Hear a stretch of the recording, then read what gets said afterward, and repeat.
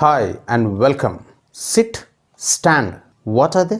They are the words and verbs of English language, right? Do they give complete meaning? Yes, they give complete meaning. Surprising, right? But if you see them in a context, sit means you sit. When I say sit, I am asking you sit. When I say stand, which means you stand. So you is a subject and it is implied. So it is understood in the context. So these verbs give complete meaning in the sentence. So in English language, verbs are very essential to give complete meaning in a sentence. And you cannot expect any sentence without a verb in English language. So verbs are very important, and without them there is no sentence in a language. So in this video we are going to learn about a verb and kinds of verbs of English language in detail. So shall we start? But before we start, I'd be really very happy if you please click on the subscription bell, like buttons, and do share the video so that I can come up with many such kind of videos in the future. And if you're ready, let's start. Welcome back. Verb is the fourth one in the parts of speech of English language. I have given the link in the description about parts of speech. You can watch the video again and understand different kinds of parts of speech, and you can come back to this video so that you would understand the verb in a better manner. So what is a verb? Verb expresses cap, C-A-P, cap, cap of a noun or a pronoun. What is cap? C stands for condition or state of being of a noun or a pronoun. A stands for action or work of a noun or a pronoun. P stands for possession of a person or a thing. Possession is nothing but ownership of a noun or a pronoun. So in English language, verb talks about three things: condition, action, and possession of a noun or a pronoun. For example, if you say Ravi is happy person, if you say is talking about the condition, state of being of Ravi. Whereas if you say Ravi wrote an exam, wrote is talking about an action, work which was done by Ravi, it is subject. So wrote is an action, so it is a verb. Whereas if you say Ravi has a car, has is talking about the possession of Ravi, what Ravi possesses, what Ravi owns, ownership of Ravi. So it is also a verb in English language. So basically we can understand verbs of state verbs, that is state of being verbs, and action verbs. So the major difference between other languages and English language is you cannot expect any sentence without a verb. So there is no sentence in English language without a verb. That is very crucial. And now let us try to understand different kinds of verbs of English language and try to know them in detail. Verbs are basically of two types.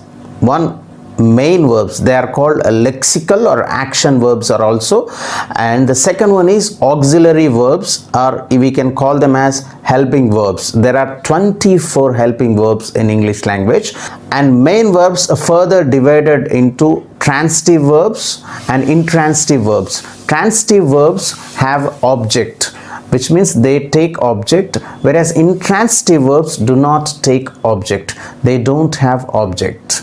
And auxiliary verbs, helping verbs, are divided into three categories: primary auxiliaries, modal auxiliaries, and semi-modals. We can call them as marginals also. And primary auxiliaries are again three types: be forms, do forms, have forms. Primary auxiliaries are 11, and next one is modal auxiliaries. They are 10 in number: shall, should, will, would, can, could, may, might, must, ought to. They are all the modal auxiliaries. And the third category is semi-modals, and we call them as marginals. They are need, dare, used to. They are 3 in number. This is one division of the verb, and we can divide the verb in another way also. That is, one category is a finite verb, the second category is non-finite verbs. Finite verbs reflect the tense and they are governed by number, person, gender, whereas non-finite verbs are divided into three categories: infinitives, gerund nouns, and participle. We call them as verbal adjectives. And infinitives are again two types: bare infinitives, which means without two, and two infinitives with two. And the next one is gerund nouns, the verbs used as nouns, they are called gerund nouns. And the next one is participles. Participles are again three varieties we have, and the first one is present participle, verb 1, that is present form of the verb plus ing form. And the next one is past participle, that is verb 3, and the next one is perfect participle, that is having plus verb 3. This is one more division, and we have another category of the division also, and let us see that also. And the verbs are basically divided into two categories. The first one is regular verbs, and the second one is irregular verbs. Irregular verbs are called strong verbs, and regular verbs are called weak verbs. And so now in general we combined all of them and tried to know each one in detail, and we have taken 10 varieties of verbs. What are they? Number 1, transitive verb. Number 2, intransitive verb. Number 3, primary auxiliaries. Number 4, modal auxiliaries. Number 5, finite verbs. Number 6, infinitives. Number 7, gerund.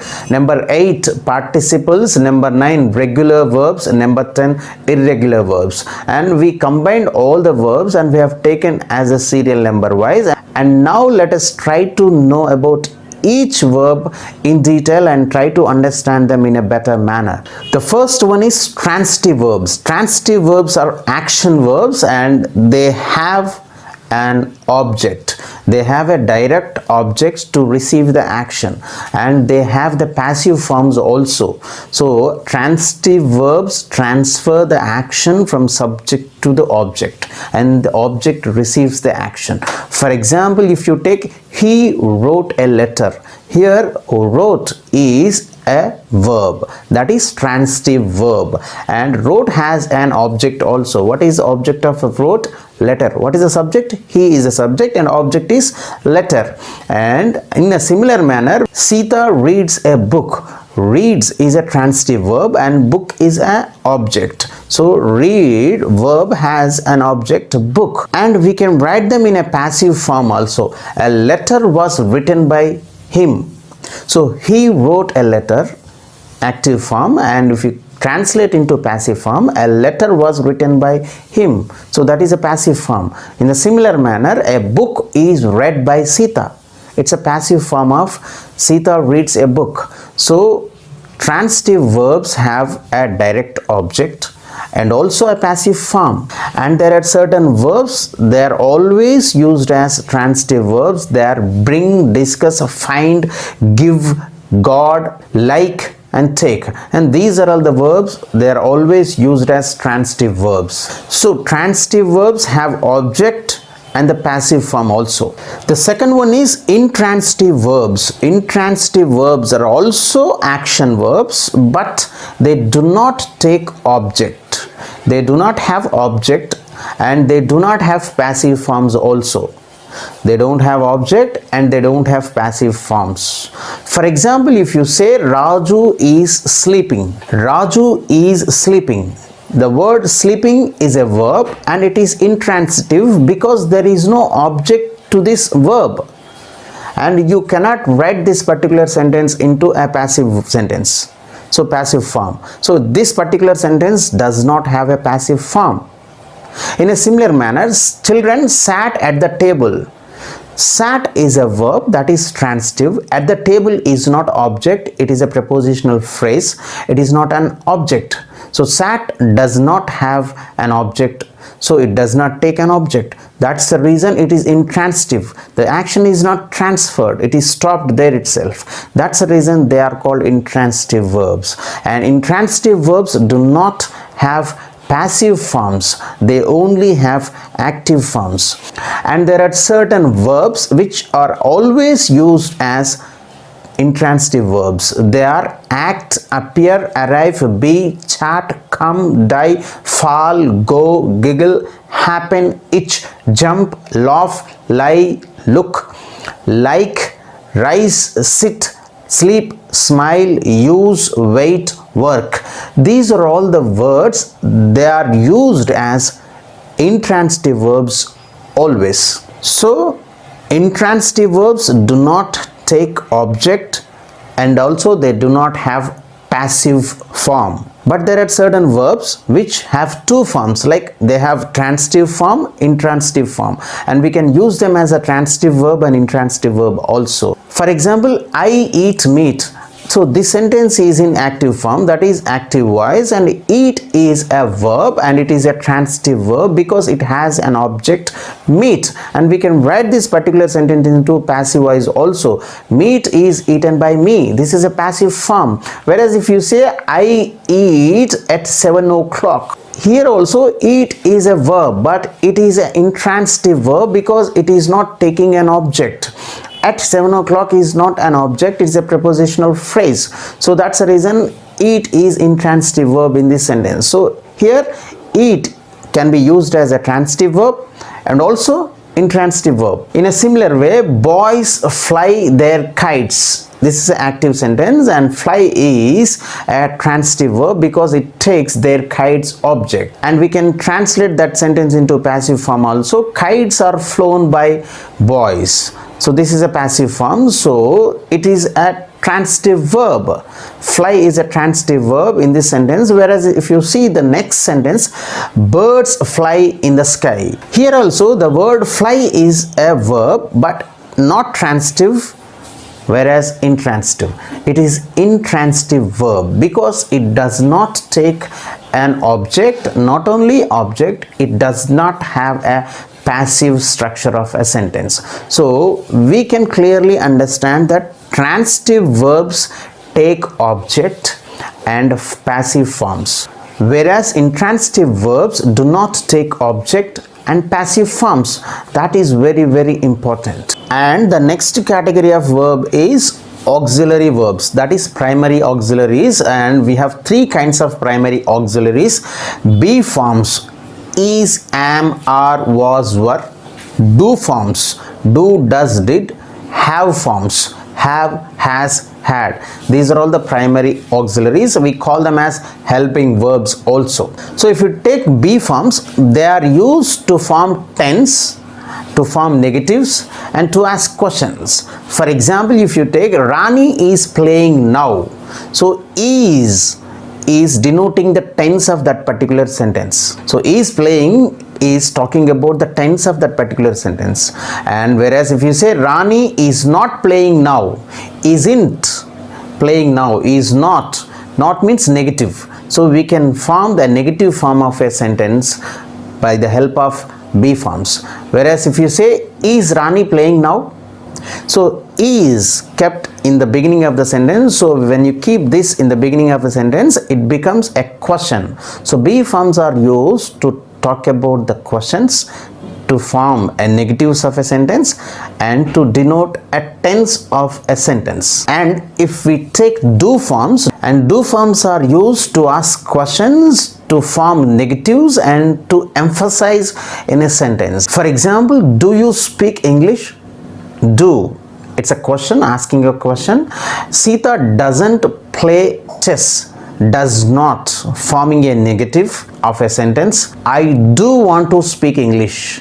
So I do, stressing, emphasizing, not saying simply, it is emphasizing. I do want to speak English. So if you want to emphasize also, we use do forms. And the next one is have forms. Have forms are used in perfect verb tense and to frame the questions also. So in a perfect tense we use have forms, and also to ask questions we use have forms. For example, he has visited Kashmir 10 times. Has visited.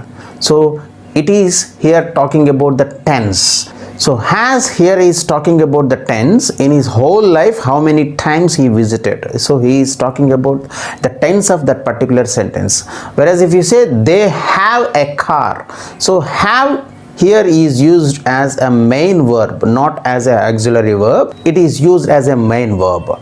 Whereas if you say have you visited Hyderabad, here have is used to ask a question. So Have forms are used to ask questions and to denote a tense also. And the fourth one is modal auxiliaries and modal verbs, we call them. They are shall, should, will, would, can, could, may, might, must, ought to. And there are three other kinds of auxiliaries. We call them as semi-modals.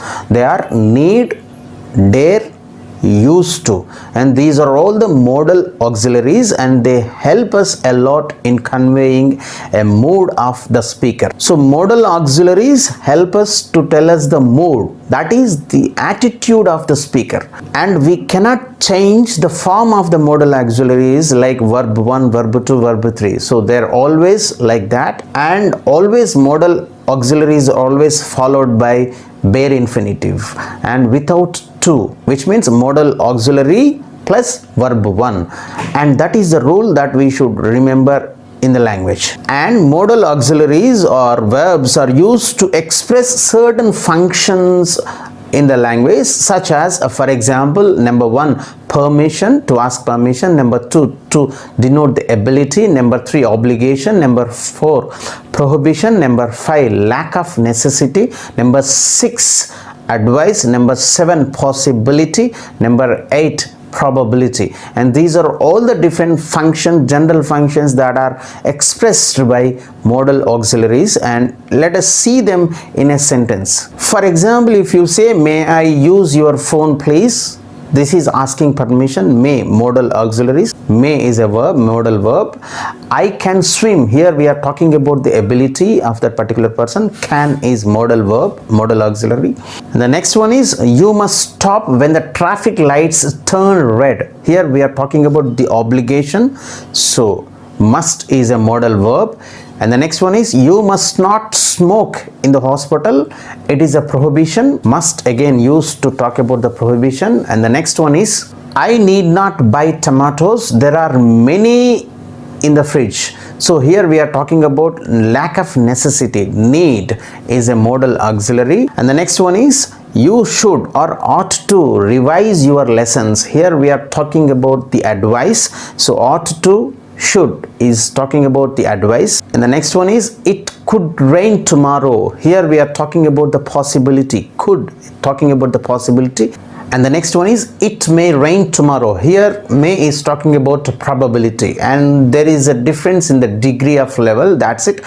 So modal verbs or modal auxiliaries help us to convey the mood or the attitude of the person who is speaking. They are very helpful in conveying the right attitude of the person in the language. The fifth one is finite verbs. Finite verbs are all the main verbs. All the main verbs in a sentence are called finite verbs. They talk about the tense, they talk about the person, gender, number, and they are used in the present and past tense. And in a simple note, when a verb has a subject and a tense, if it has these two, we can consider it as a finite verb, whichever verb it may be. If it has a tense and if it has a subject, these two are very, very important. If it has these two, we can consider that particular verb as a finite verb. For example, she walks home. Here walks is a verb and it has a subject she, and it also has a tense, so it is a finite verb. In a similar manner, she walked home. So she is a subject and walked is denoting the tense of that particular sentence, so it is a finite verb. So all the finite verbs have subject and also they denote, they talk about the tense. And the sixth one is non-finite verbs, and non-finite verbs cannot be used as a main verbs, and they do not indicate any tense, any mood or any gender. They are used as nouns, adverbs and adjectives, but they are not used as main verbs. This is very, very important. For example, if you take, I like to get up early at the weekend. To get up is a non-finite verb. Smoking causes cancer. Smoking is a verb. It's a non-finite verb. I would rather not eat meat. Eat is a verb, but it is a non-finite verb. So non-finite verbs are of three categories. Number 1, infinitives. Number 2, gerunds. Number 3, participles. Now let us try to see about each one in a clear manner. The first one is infinitives. Infinitives, we see them in two ways. The first one is bare infinitive and the second one is to infinitive.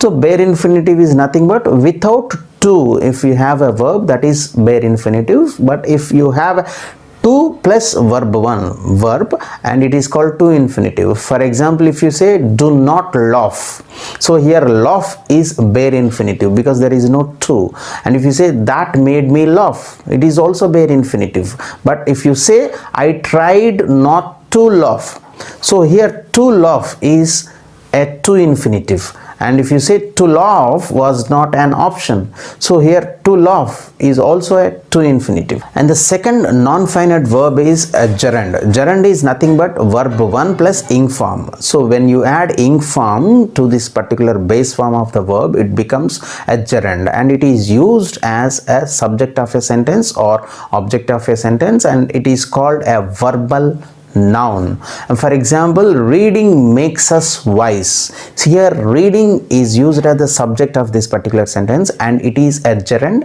and it is a verbal noun.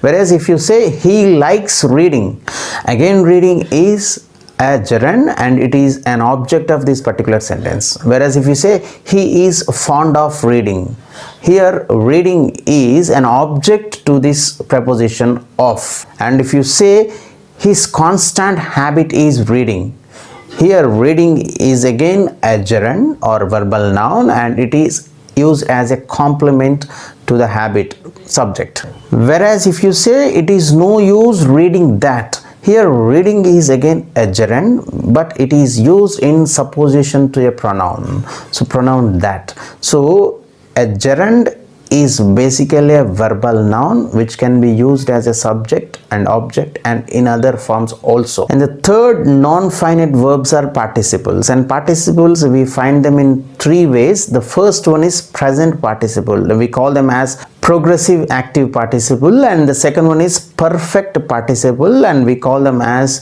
perfect active participle, and third one is past participle, and we call them as passive participles. And if you see them in examples, mechanic is fixing my bike. Fixing is a participle, it is a present participle.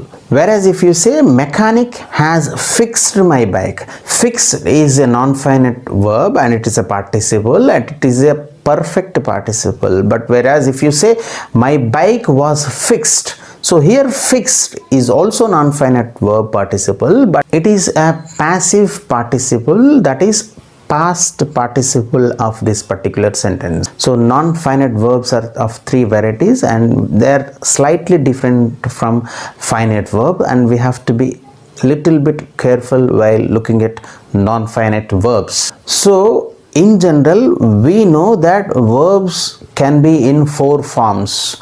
What are they? Verb 1, verb 2, verb 3 and verb 4 for our easy understanding. Verb 1 is nothing but present form or base form we say. Verb 2 is nothing but past form. Verb 3 is nothing but past participle form of that particular verb, and verb 4 is nothing but verb 1 plus ing form. For example, if you take clap, claps, that is present form verb 1, clapped verb 2, clapped verb 3, clapping verb 4. In the similar manner, travel, travels verb 1, travelled verb 2, travelled verb 3, travelling verb 4.